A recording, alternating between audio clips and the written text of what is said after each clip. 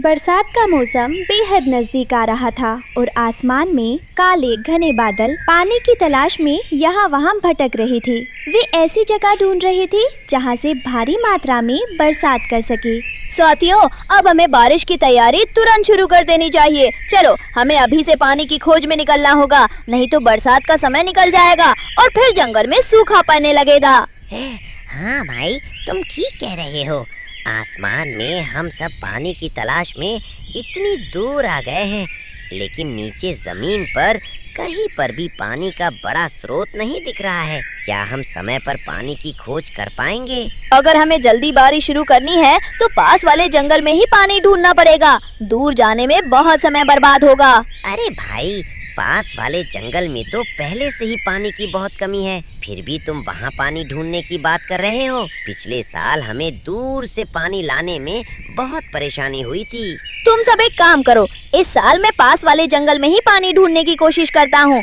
तुम सब समंदर की तरफ जाओ। अगर मुझे पास में ही कहीं पानी मिल गया तो अगले साल हमें इतनी दूर समुंदर तक जाने की जरूरत ही नहीं पड़ेगी। ठीक है भाई, ऐसा ही करते हैं। मैं तो समुंदर की तरफ निकल पड़ा हूँ। मैं ये आशा करता हूँ कि तुम्हें पानी मिल जाए, नहीं तो दूसरे बादल हमें चिढ़ाने लगेंगे। दिन भर वो बादल पानी की खोज में पूरे जंगल के ऊपर चक्कर काटता रहा, लेकिन उसे कहीं भी पानी नहीं मिला। सूरज ढलने लगा और रात के अंधेरे ने पूरे जंगल को घेर लिया, जिससे थककर बादल एक बड़े पेड़ पर आराम करने बैठ गया।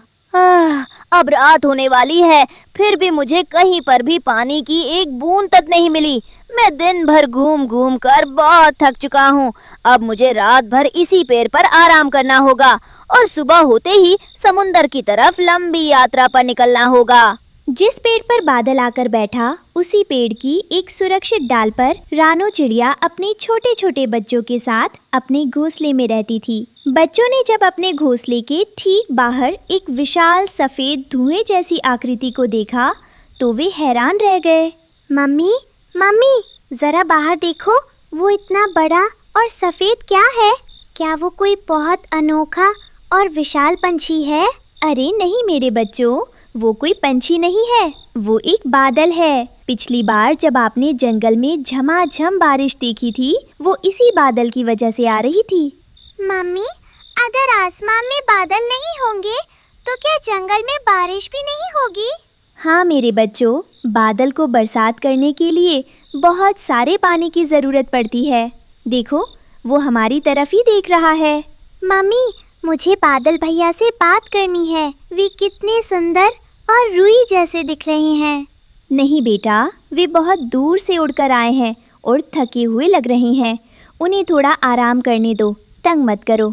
अरे कोई बात नहीं चिड़िया रानी, तुम सब मुझसे बात कर सकते हो। मैं बच्चों की बातें सुनकर बहुत खुश हुआ हूँ। बादल भैया, क्या आप सचमुच बहुत ठंडे होते हो? हमें छूकर देखो ना।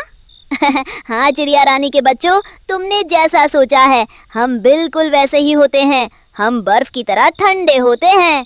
बादल भैया, आप इतने उदास क्यों दिखाई दे रहे हैं? क्या इस साल हमारे जंगल में बारिश नहीं होगी? अरे नहीं नहीं, वैसी बात नहीं है।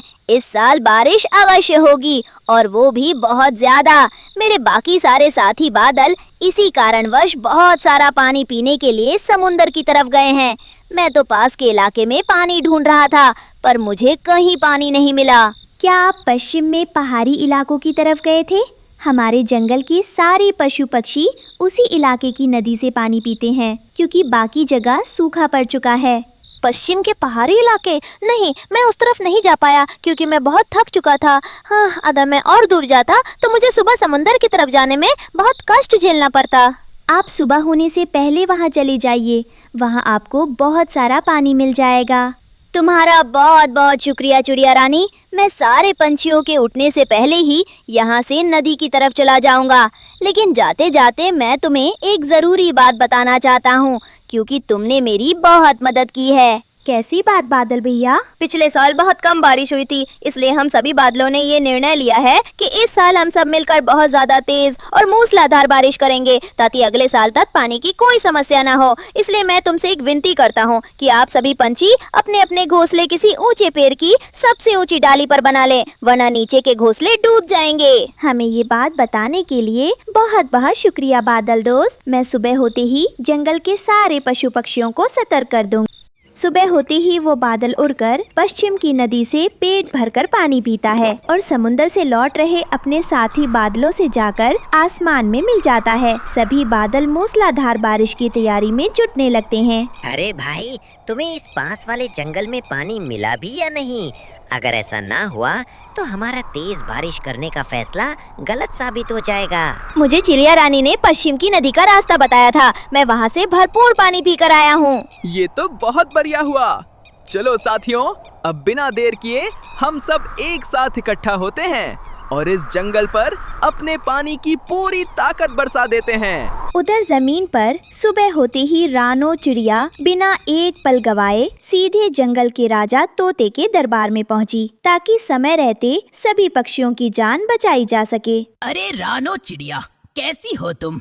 बताओ, आज सुबह सुबह दरबार में कैसे आना हुआ? सब कुशल मंगल तो हैं? राजा जी, कल रात स्वयं एक बादल मेरे पेड़ पर आराम करने आया था। उसमें मुझे साफ साफ चेतावनी दी है कि इस बार बादल जंगल का सूखा मिटाने के लिए अभूतपूर्व बारिश करने वाले हैं। ये सब तुम्हें किसने बताया रानो? तुम इतने दावे के साथ कैसे कह सकती हो? अभी तो धूप खिली हुई है। राजा जी, कल रात स्वयं एक बादल मेरे पेड़ पर आराम करने आया था। उसने मुझे साफ साफ चेतावनी दी है कि इस बार बादल जंगल का सूखा मिटाने के लिए अभूतपूर्व बारिश करने वाले हैं। रानो, तुम एक समझदार पक्षी हो और मुझे तुम पर पूरा भरोसा है।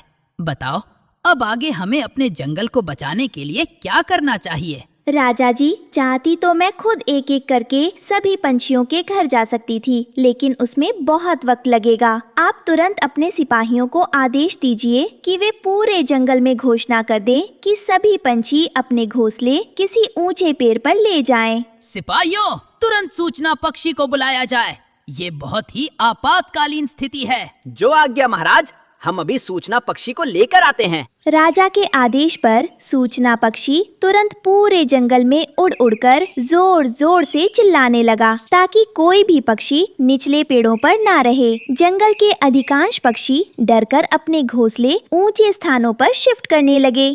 सुनो सुनो सुनो, राजा जी की तरफ से विशेष खबर मिली है कि आने वाले 2-3 दिनों में जंगल में बहुत तेज बारिश होने वाली है। इसलिए राजा जी ने सारे पंछियों को ये सूचना दी है कि जितनी जल्द हो सके अपने अपने घोंसले किसी ऊंचे पेड़ पर बना लें ताकि बाढ़ के पानी से सुरक्षा हो सके।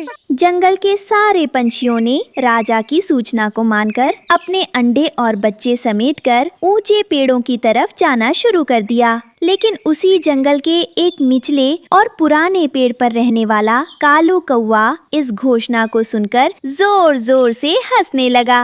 अरे, ये राजा बीना बिल्कुल पागल है, पागल। इसे कोई भी आकर कुछ भी बकवास बता देता है और ये मान लेता है। मैं अपना इतना सुंदर घोंसला छोड़कर कहीं पर भी नहीं जाऊंगा, चाहे कितनी भी तेज बारिश क्यों ना हो। रानो चिड़िया जब अपने बच्चों को लेकर ऊंचे पेड़ की तरफ जा रही थी तो रास्ते में उसने कालू कौवा को अपने घोंसले में मजे से आराम करते देखा। वो उड़कर कालू कौवा के पास पहुंची। कालू कौवा, प्रणाम। क्या आपको सूचना पक्षी की मुनादी सुनाई नहीं दी? आप अभी तक यही बैठे हैं? अरे, काहे का सूचना पक्षी और काहे की सोचना, सब बकवास है। हमारे राजा को तो कोई काम ही नहीं है, खाली बैठकर इधर उधर की बातें करता रहता है। उसे ये बात किसने बताई कि 2-3 दिन में बहुत ज्यादा बारिश आने वाली है? क्या वो कोई जादूगर है? क्या उसे कोई आत्मज्ञान हुआ है? अरे कालू कौवा, ऐसा नहीं है। बारिश के बारे में राजा जी को किसी और ने नहीं बल्कि मैंने ही बताया था। कल रात बादल ने खुद मुझसे ये विनती की थी। छी, मैं नहीं मानता ये सब अंधविश्वास। मैं अपना घोंसला छोड़कर कहीं नहीं जाने वाला। मुझे भी देखना है कि कितनी तेज बारिश होगी। इस जंगल की सबसे बुजुर्ग कौवा मैं ही हूँ। मैंने तुम सबसे ज्यादा बड़े बड़े बारिश के मौसम देखे हैं, मुझे मत सिखाओ। ठीक है कौवा, जैसी आपकी मर्जी। अब मैं चलती हूँ। मुझे मेरा घोंसला अकेले ही ऊपर ले जाना होगा क्योंकि मेरे बच्चे अभी बहुत छोटे हैं और वे मदद नहीं कर सकते। 2 दिन सुखद धूप में गुजर गए, लेकिन तीसरे दिन सुबह सुबह अचानक आसमान में घने काले बादलों का डेरा जम गया। देखते ही देखते बादलों ने एक साथ मिलकर पूरे जंगल पर मूसलाधार पानी बरसाना शुरू कर दिया। चलो साथियों, हमारे सारे भाई बहुत सारा पानी पीकर आ गए हैं। अब समय आ गया है कि हम जंगल का सूखा हमेशा के लिए खत्म कर दें। बरसो!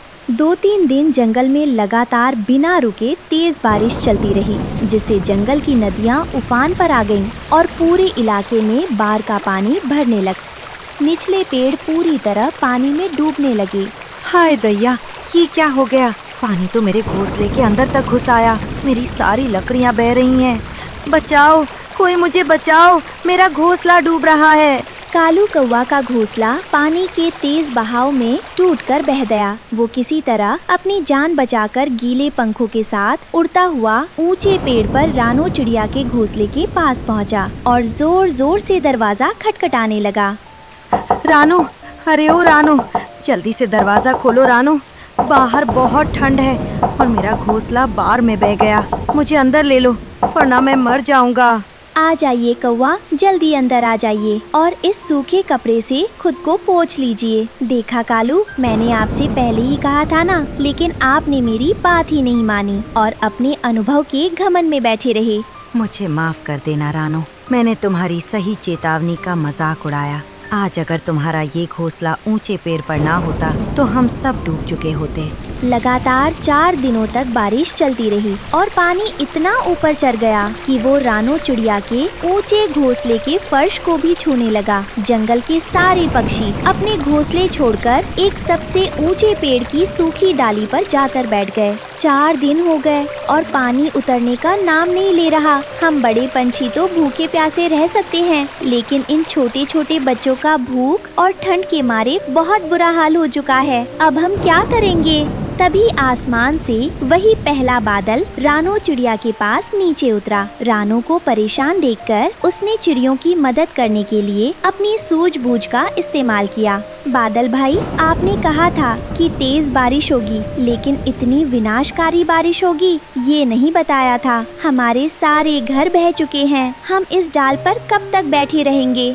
चिड़िया रानी, मुझे माफ कर देना। हुआ ये कि जब मेरे साथी बादलों को पता चला कि मुझे पास में ही पानी मिल गया है, तो उन्होंने बहुत ज्यादा खुशी में आकर अपने हिस्से के साथ साथ मेरे हिस्से का भी पानी बरसा दिया, जिससे ये बाढ़ आ गई। लेकिन तुम चिंता मत करो, मेरे पास एक उपाय है। कैसा उपाय बादल भाई? क्या आप इस पानी को सुखा सकते हैं? पानी तो धीरे धीरे ही उतरेगा, लेकिन तब तक तुम सब सुरक्षित रह सको, इसलिए मैं अपने शरीर के कपास से तुम सबके लिए हवा में तैरने वाले छोटे छोटे जादुई घोंसले बना देता हूँ। ये पानी के ऊपर तैरेंगे और हवा में रहेंगे। जब बाढ़ का पानी पूरी तरह उतर जाएगा, तब तुम इन्हें छोड़ देना। ये अपने आप मेरे पास वापस लौट आएंगे। आपका बहुत बहुत शुक्रिया बादल जी, आप सचमुच बहुत दयालु हैं। लेकिन हमारे भूखे बच्चों के भोजन का क्या होगा? अरे, मैंने उसका उपाय भी पहले ही कर लिया है। मैंने हर एक कपास के जादुई घर के अंदर जंगल के सबसे मीठे और ताजे फल छुपा कर रखे हैं। जब तक पानी कम नहीं हो जाता, तब तक तुम सब आराम से वहाँ रहो और भरपेट फल खाओ। सभी पक्षी खुश हो गए और वे बादल के बनाए उन जादुई, मुलायम और गर्म कपास के घरों में अपने बच्चों के साथ सुरक्षित रहने लगे। प्यारे दोस्तों, अगर आपको रानो, चिड़िया और बादल के जादुई घोंसले की ये भावुक और प्रेरणादायक कहानी पसंद आई हो तो इसे लाइक करें, अपने दोस्तों के साथ शेयर करें और हमारे चैनल को सब्सक्राइब करना बिल्कुल मत भूलना। आपका बहुत बहुत धन्यवाद।